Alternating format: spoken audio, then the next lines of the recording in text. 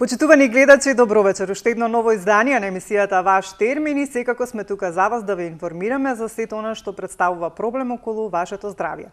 Денеска одлучивме да посветиме внимание на немалите на децата. Повод за тоа ми беше една интересна промоција и една работилница која што беше организирана во издавачката куќа Феникс.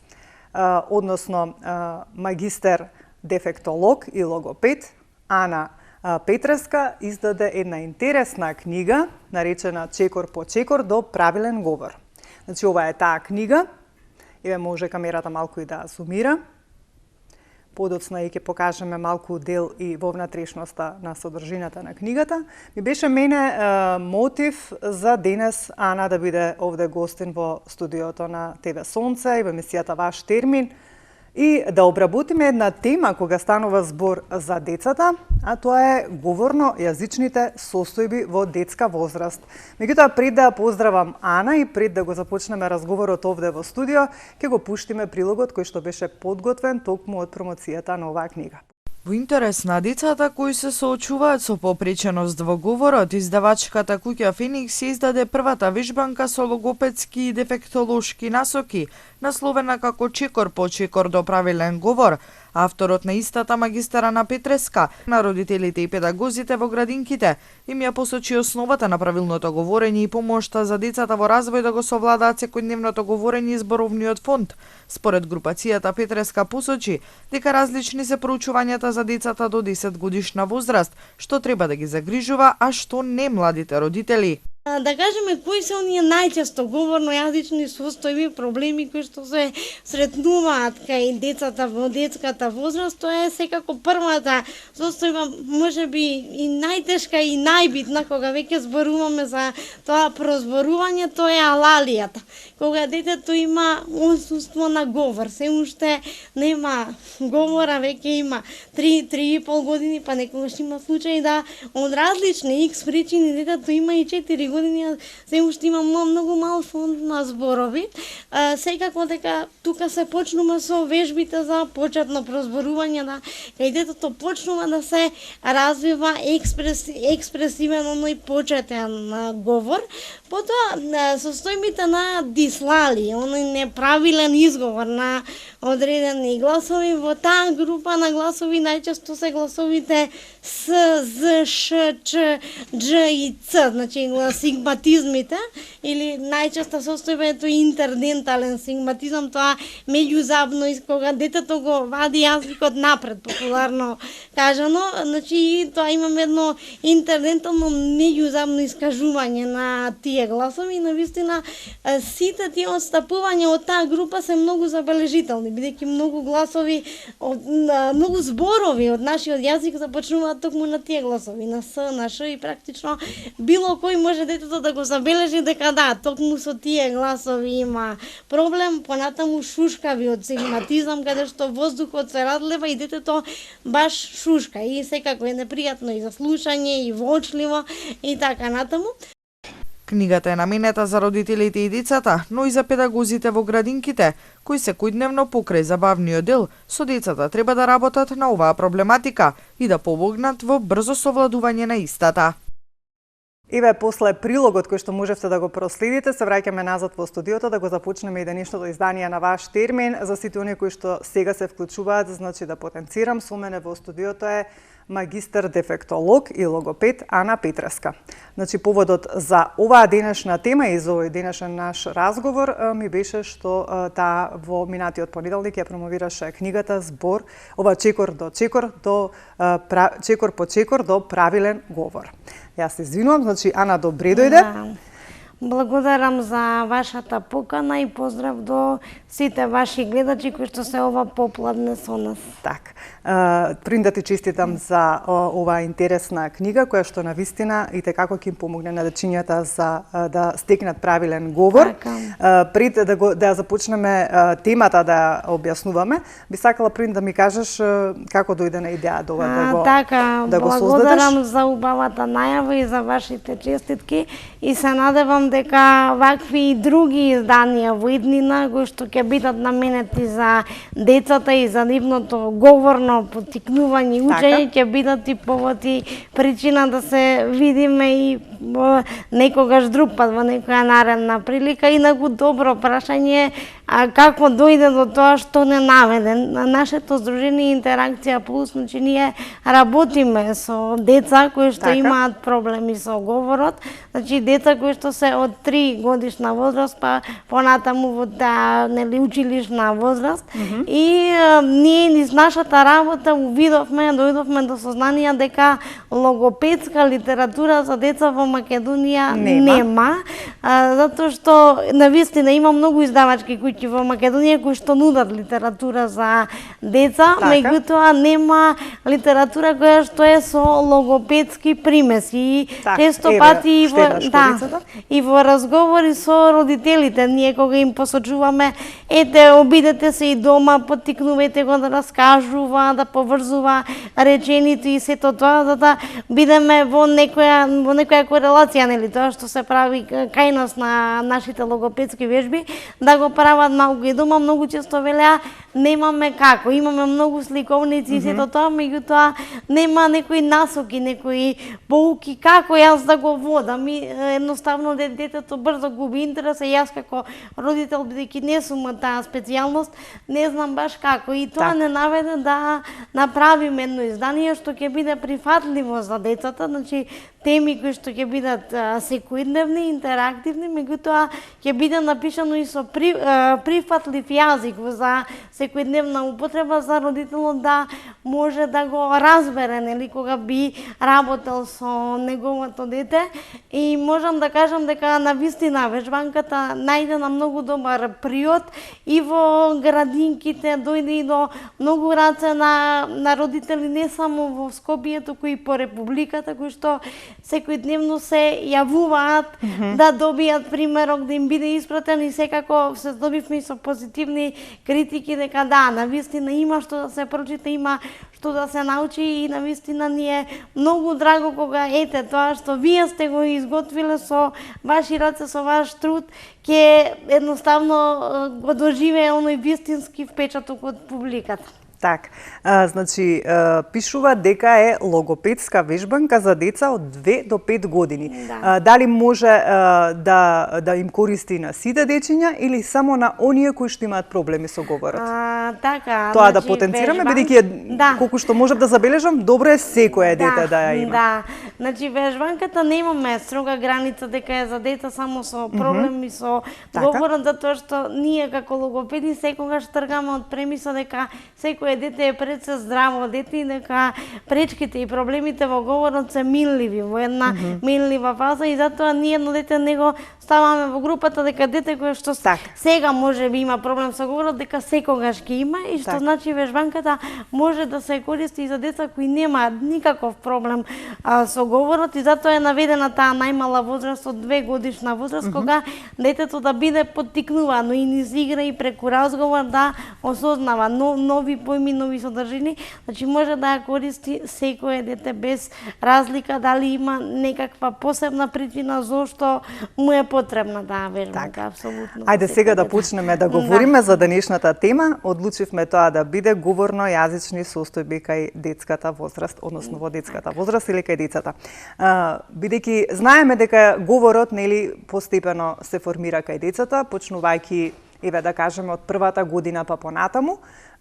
Колку што можев да се информирам, веќе во 3-та година треба да биде на некој начин оформен говорот со како да кажам, со фонд на зборови за кои што нели вие ќе ни кажете подоцна, па први на почеток да ни објасните што представува говорот. Така, говорот се дефинира како основно средство за остварување на вербалната комуникација. Во таа смисла разликуваме два типа на говор.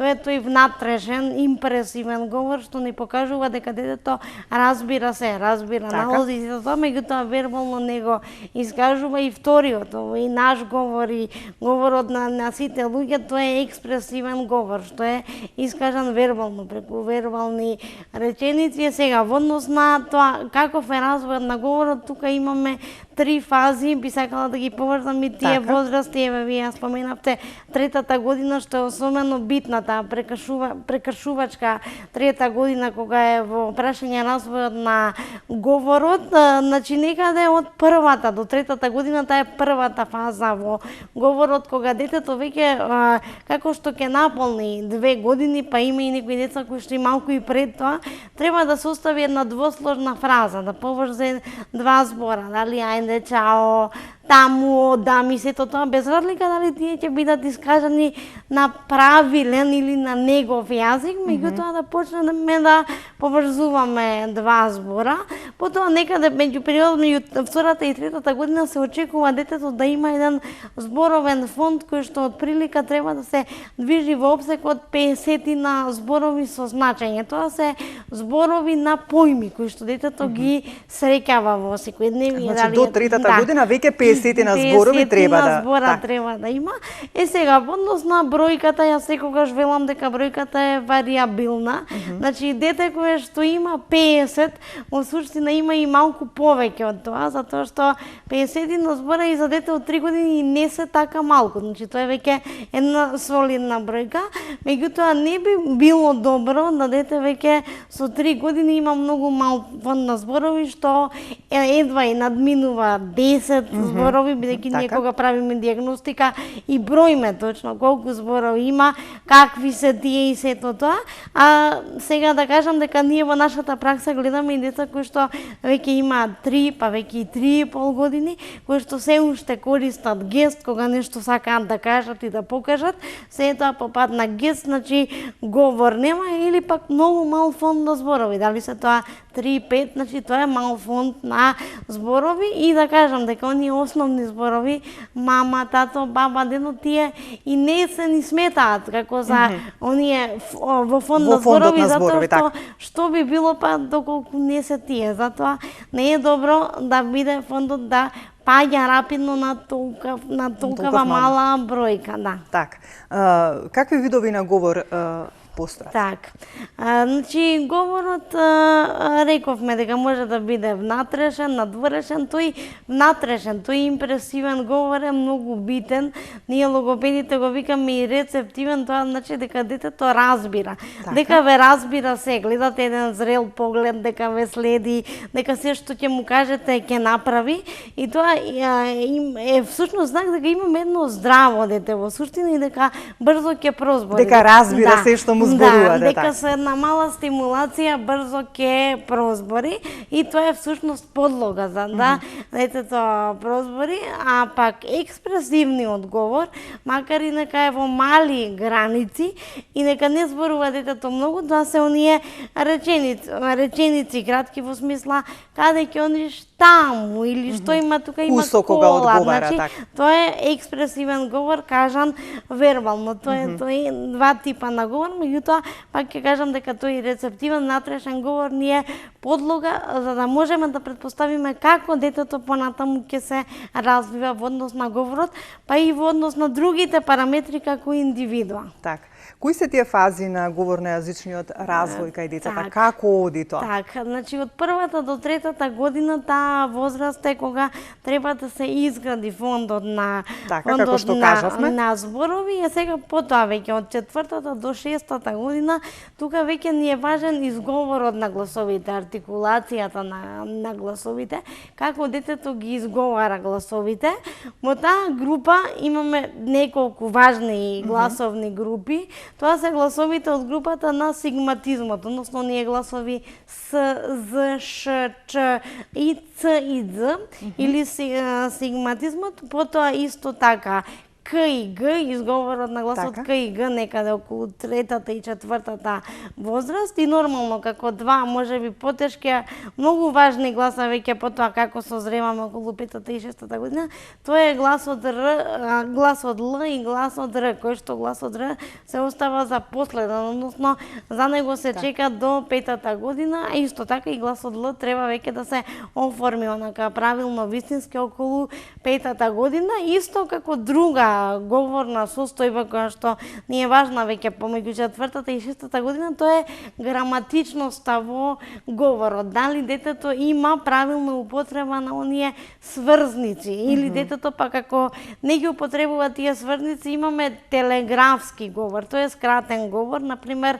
наместо да ви каже сакам да купам кола, ќе ви каже сакам купам кола или сакам да јадам, сакам јадам, наместо одам кај баба, одам на баба. Значи гледате на граматичност во реченицата и со помош на корективни третмани за гласовите, а и граматички вежби за сврзниците, тоа сето се надополнува со тоа што мора да биде претходно детето прегледано од логопед и потоа да се почне со работа и третмани. Кои се најчестите говорно-јазични нарушувања кај децата или во детската возраст? Најчести говорни јазично нарушување што се среќаваат, тоа е првата состојба, тоа е алалија, отсуството на говор. Ние и нели пред да започне емисијата малку поразговаравме за тоа што значи, нели вие ме прашавте што значи ако детето има 3 години, а нема ниту еден збор. Тоа е токму таа состојба на алалија. Значи веќе тоа е отсуството на говор, загрижувачко. Да, ако детето веќе има 3 години, а буквално нема ниту еден збор, апсолутно тогаш веќе мора да се проследи на дефектолог, логопед. Јас малку подоцна ќе кажам кои се тие учесници во тимот, како оди таа логопедска дијагностика, тоа следење. Значи тоа е таа состојба на алалија, исто така и алалијата има типови, значи кога детето разбира се, меѓутоа не зборува, или пак детето зборува, меѓутоа тоа е нејасно и сето тоа, и да кажам дека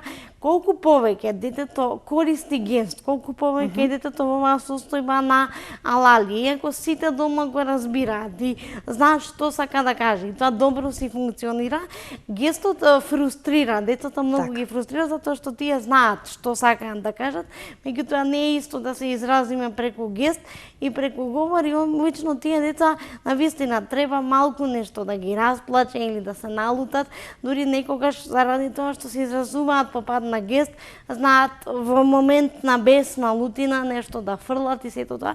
Значи гестот треба што побрзо да се надмине. Тоа е таа состојба на алалија.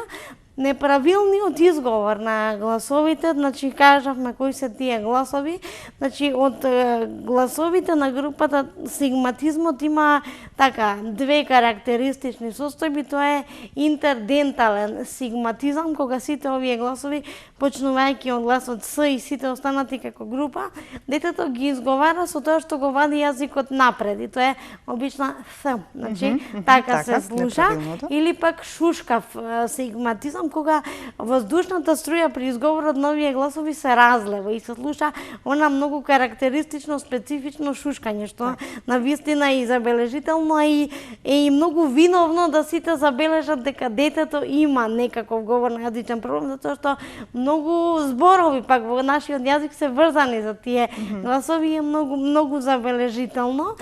Исто така за гласовите К и Г, тоа е најчестата субституција на К со Т, например ке слушнете како детето вика наместо куче туче или наместо нога нода, Г со Д, таа субституција, и оној дисфазичен говор кога детето не може убаво да поврзе реченица или греши предлози, прилози, не употребува и најчесто, значи децата и со дисфазии, со овој граматичен говор, па и со дислалии. Тоа се најчесто многу интелигентни, многу паметни деца кои што имаат многу сознанија, многу податоци, меѓутоа заради различни причини, имаме неправилни изговори или некогаш и тоа што детето нема правилна граматика, може да биде последица заради тоа што детето слуша друг јазик. Тоа е најчесто англискиот јазик. Сега се гледаат цртади на англиски, сето тоа и многу им е полесно да ја состават реченицата на англиски, меѓутоа на македонски редоследот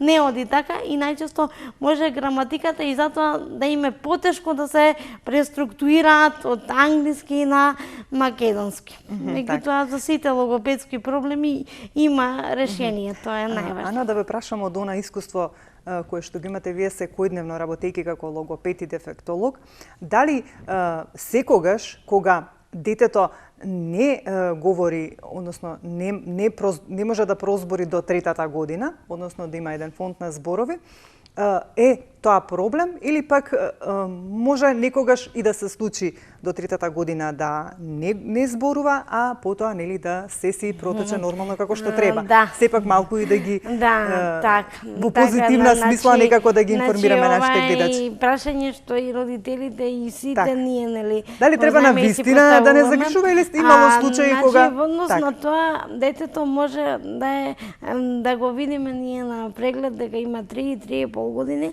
меѓутоа изгледа многу интелигентно, многу зрело. Таа зрелост, таа интелигенција најчесто се чита од самиот поглед кај детето, гледате со зреан поглед, гледате интерес кон работи, нема значи сепак вие тоа го утврдувате. Нема одсутност кај детето и сето тоа е спремно, меѓутоа дека се чека детето да прозбори, ние обично велиме многу е блиску до прозборување, треба уште малку.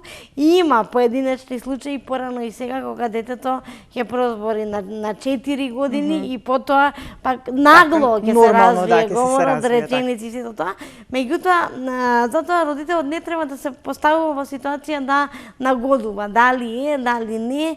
Најдобро е тоа секогаш веќе треба кај вас да дојдат и вие да утврдите. Да се направи еден преглед, па ние од само што ќе го видиме детето се препознава, дури некогаш често родителите, а како знаете, веднаш се гледа тоа детето до каде е со стадиумот со развојот и може се супер без никаков проблем да се заврши, односно. И сега за секој проблем што се вели постојат одредени причини кои што се виновни за настанувањето на овие проблеми, па кои се тие причини за овие проблеми со говорот кај децата? Причините во говорот кај децата може да бидат многу бројни, можеме да ги поделиме на органски или внатрешни, оние околински или надворешни причини. Значи, оние на внатрешни причини може да се развијат, да се појават како последица на многу состојби органски кај детето. Значи, дали е тоа тежок пороѓај, една асфиксија, гушење, детето останало без кислород, добила она ниска Апгар оценка на самото раѓање, одредени расцепи на горната и долната устна, долното непце, вкрстен, отворен, загриз, значи аномалии на самата вилица, понатаму крварење по мозокот, повреди на централниот нервен систем, каде што може да предизвикаат некои проблеми во центрите за говор, значи тоа се оние органски, исто така како резултат на одредени синдроми, да речеме, децата со Даунов синдром и други синдроми, може и тоа да биде причина за проблем со говорот, односно причина за да говорот се третира за детето да го подобри говорот.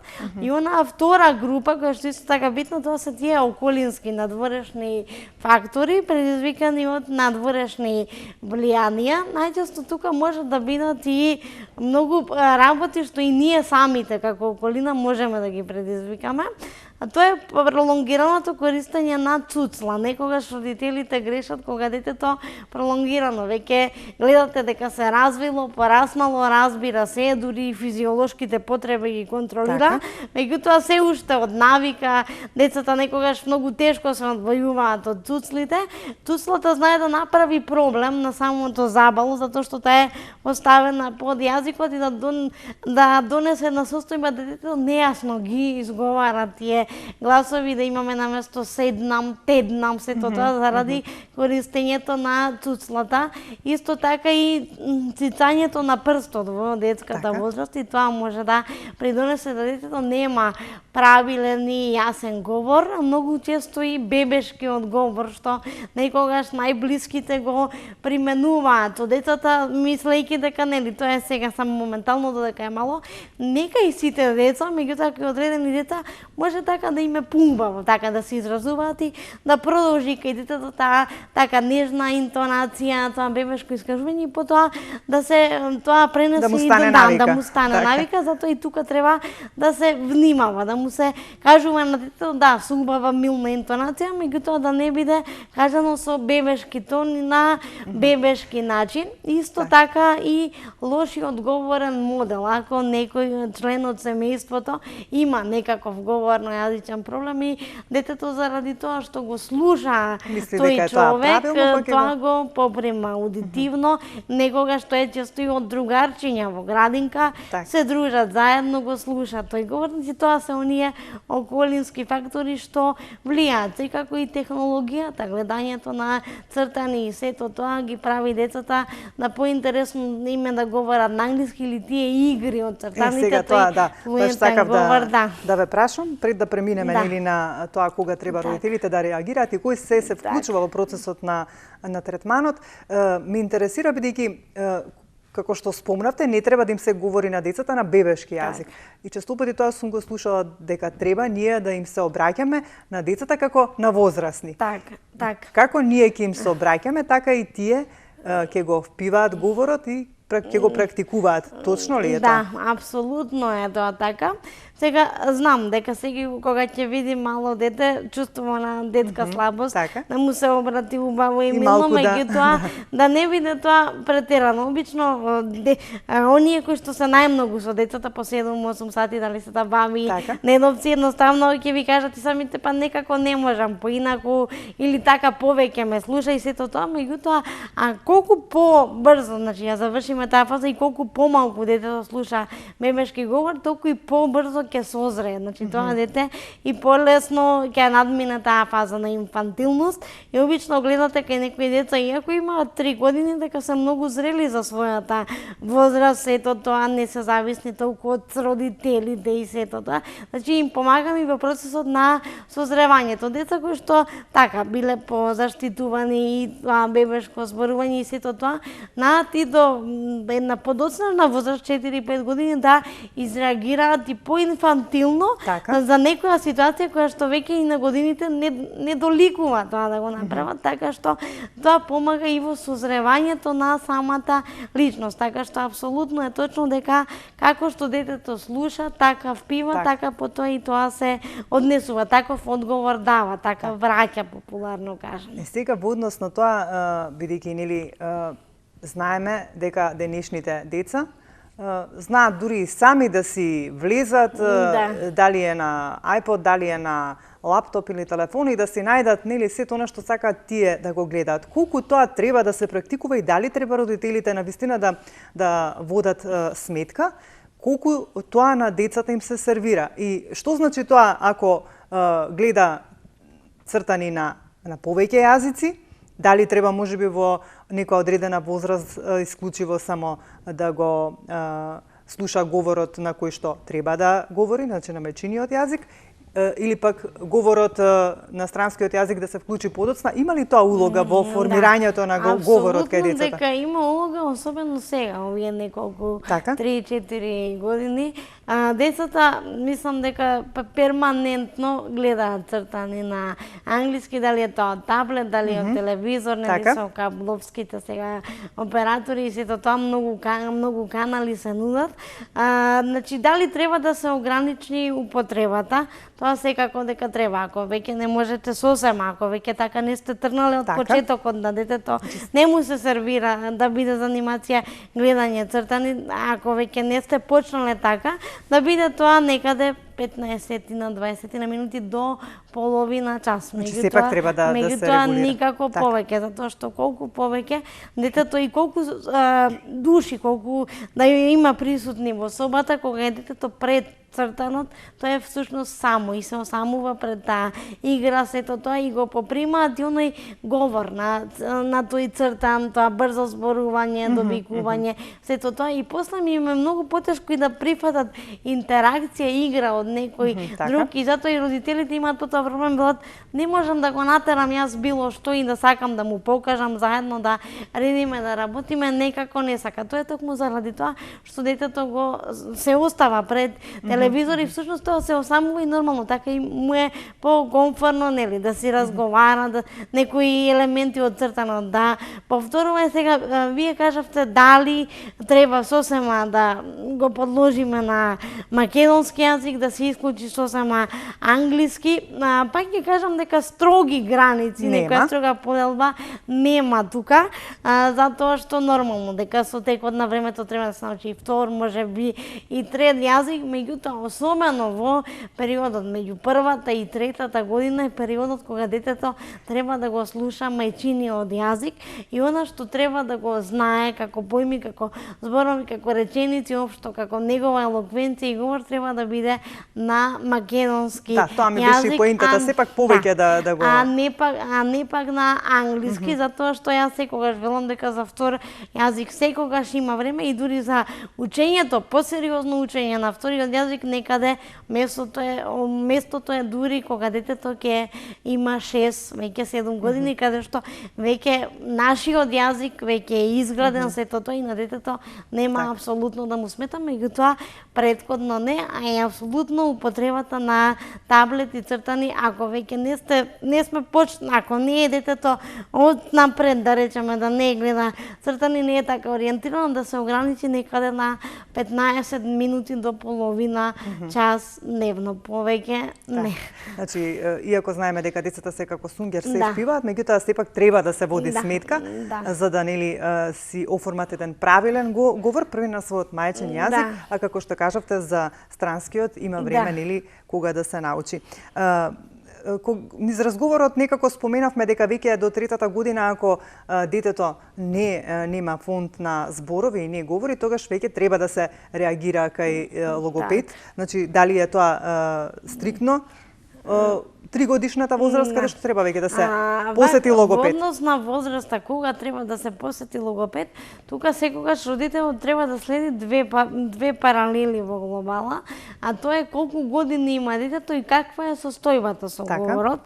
Нормално дека ако детето има 3 години и не зборува ништо, гледате дека не тешко реагира, не сака да прифаќа комуникација, тогаш секако дека има место да се посети логопед, за логопедот да види од своја страна дали може да се почека, дали ќе прозбори и сето тоа, или дали пак треба да се почне. Исто така и да ја одгатнеме причината со самиот преглед, зошто дошло до таа блокада на детето со 3 години и не зборува. Тоа може да се направи на прегледот, родителот дека секако ќе ни помогне со анамнезата, што ќе ни каже. Сепак 3 годишната возраст е таа што треба да се реагира. И секако, кој е тој златен стандард кога детето треба да биде проследено од логопед, па макар и превентивно, тоа е помеѓу 4-та и 6-та година, затоа што ова е периодот кога веќе артикулацијата, гласовите се појавуваат, реченичната структура, и овој период е многу битен затоа што во тој период некако тие 2 години е периодот кога детето паѓаат и во прво оделение и веќе детето кое што треба да седне во училишна клупа, нормално дека треба да има правилен и јасен говор, да нема никаков проблем во комуникација со средината. Значи, таа златен стандард за посета на логопед за секое дете е помеѓу 4-та и 6-та година. Како што кажавме, кога веќе се појавува како проблем изговарање на оние специфични букви кои што треба правилно да ги изговори, а понекогаш децата не успеваат. Ајде сега да кажеме кој се вклучува во процесот кога кај вас ќе дојде едно дете со проблем на говорот, кој се вклучува за да се реши проблемот? Така, првиот во алката секогаш на детекцијата на вклучувањето, секако нели е родителот, тој што ќе забележи дека нешто треба да се види, да се провери, е родителот, па потоа е матичниот лекар, кој што ќе ги посоветува според педиатриски параметри во споредба со други деца, треба, може и сето тоа. Трет кој што е во тимот кога веќе се проследува детето на логопед е дефектологот. Дефектологот помага на детето се припреми за логопедска работа, односно дефектологот и во нашето здружение, нашата колешка дефектолог спроведува третмани, нормално претходна проценка дефектолошка за подобрување на вниманието и Така. концентрацијата, за да го припремиме детето кон логопедска работа. И четвртиот е секако логопедот, кој што почнуваме, ако е дете кое што има 3 години, а има многу мал фон на зборови или воопшто нема, тука се прават вежби за почетно прозборување, каде што детето и по аудитивен пат, со аудитивни помагала, каде што си го слуша собствениот глас, имитирање на ономатопеја, изговор на звуци и сето тоа, составување на прости кратки реченици по пат на ономатопеја, добиваме една проста реченица, понатаму ако станува збор за гласовите, тука се корективните третмани со помош на логопедски сонди, кои што ги користиме за секој глас поединечно. Нашето логопедско огледало исто така помага да и мануелно на детето му се покаже како треба да ја постави устата, завите, јазикот за еден одреден глас, исто така за граматиката, граматичките вежби. Значи тоа е логопедот кој што врз основа на логопедскиот преглед проценува и се насочуваме кон третман. Меѓутоа секогаш алката оди најпрви родителот, па педијатарот и потоа дефектологот и логопедот работат всушност заедно, односно прво се проследува кон дефектолог, па потоа логопед, за да видиме дали треба детето, можеби многу пати работиме и комбинирано, и дефектолошки и логопедски, затоа што децата некогаш многу и полесно прифаќаат со работка и прозборуваат низ дефектолошки третмани, затоа што за нив гледано е тоа како преку игра, преку налози, преку инструменти и така натаму. Колку време од прилика е потребно? Претпоставам дека сигурно тоа е индивидуално, меѓутоа еве една бројка на време, да кажеме, месеци и така натаму, за да се реши овој проблем. Тоа е нормално дека е индивидуално за секој дете, меѓутоа е една рамка произволна, тоа е меѓу месеци и 3 месеци. Фактички напредокот кај децата се гледа уште од час во час како реагира тој родителот, секогаш кажува да подобар е, кажува сето тоа, особено децата сакаат да кажат што научиле на оние кои што не ги носат кај нас, дали се таа баба, дедо или тета, чичо, едноставно што научиле таму и гледате и вие самите едно друго дете како поинаку реагира, меѓутоа се заокружува на еден период до третиот месец, каде што задоволителната проценка е да биде од ако сме биле на позиција, да речеме 0 или 10%, да стигнеме до 50% подобрување од она што било претходно, значи третиот месец. Значи, во секој случај, сепак ќе кажеме тоа е индивидуално, меѓутоа, ете од 1 до 3 месеци може на некој начин да се средат проблемите со говорот. Бидејќи тука сме некаде веќе при крајот, би сакала уште еднаш да потенцирам, значи, ти си магистар дефектолог и логопед и ни доаѓаш од Интеракција Плюс. Таму работиш со твоите колеги секојдневно и им помагате на децата кои што имаат ваков проблем. За сите оние кои што не следат, еве, да потенцирам ако сакаат да стапат во комуникација со Ана и со незините колеги, за да ако имате некој проблем со ваши внучиња, еве, оние што се повозрасните, што не следат или пак со дечињата, може да се јавите во нашата телевизија веќе од утре и ќе може да го добиете контактот од Интеракција Плюс. Само ако може да напоменам, да знаат гледачите дека ние до крајот на месец февруари во нашето здружение се спроведува акција за бесплатни логопедски и дефектолошки прегледи, па јас ги поканувам родителите и сите кои гледаат доколку имаат потреба од логопедски и дефектолошки. До крајот на февруари ќе можат да закажат бесплатен логопедски и дефектолошки преглед на нашите телефони. Би ги напоменала за информација, тоа се 071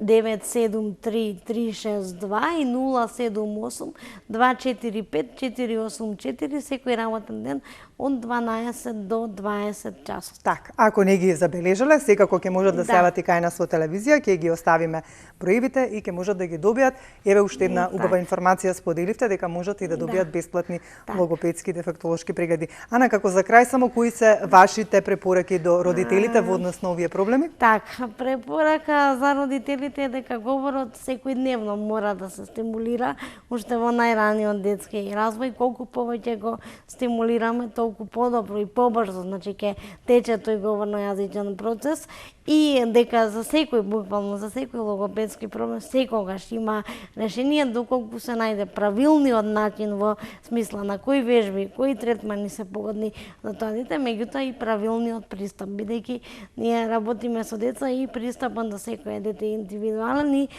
кога ќе се спојат тие две работи на правилен начин и правилен пристап, нема никаков проблем, резултатот е секогаш тука. Така, и уште еднаш, значи, еве таа ваша книга, чекор по чекор до правилен говор.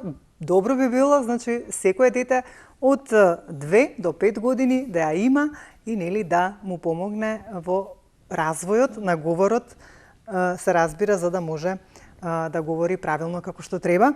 Значи, може да се најде, каде само да потенцираме оваа книга? Во издавачката куќа Феникс, Так, значи може да се купи. продажните места, односно седиштето е спротив Вучкога, е универзална сала, на улица Костурски херој број 35, таму ја има во банката, 200 денари е цената и е многу поттикнувачка како помагало за во домашни услови, бидејќи се е тоа на колор страници, а има и доволен број на вежби, значи 24 дидактички вежби, сосем доволно да родителот едноставно на многу брз начин, да брзо и помине времето и детето да научи нешто. Ана, ти благодарам за твоето гостување, прв пат си во ваш термин и во телевизија Сонце, ти благодарам што одвои време, па се надевам ве соработката со вас продолжува, па во некое следно издание, можеби со некоја друга тема. Јас на вас, па се надевам дека во наредна прилика повторно ќе се Секако. видиме. Секако. Почитувани мои, да ве поздравам и јас денес, се разбира, во ова издание на ваш термин. Ве оставам во убаво расположение, грижете се за своето здравје, грижете се за дечињата, реагирајте напрем, а ние повторно се гледаме за 7 дена во исто време.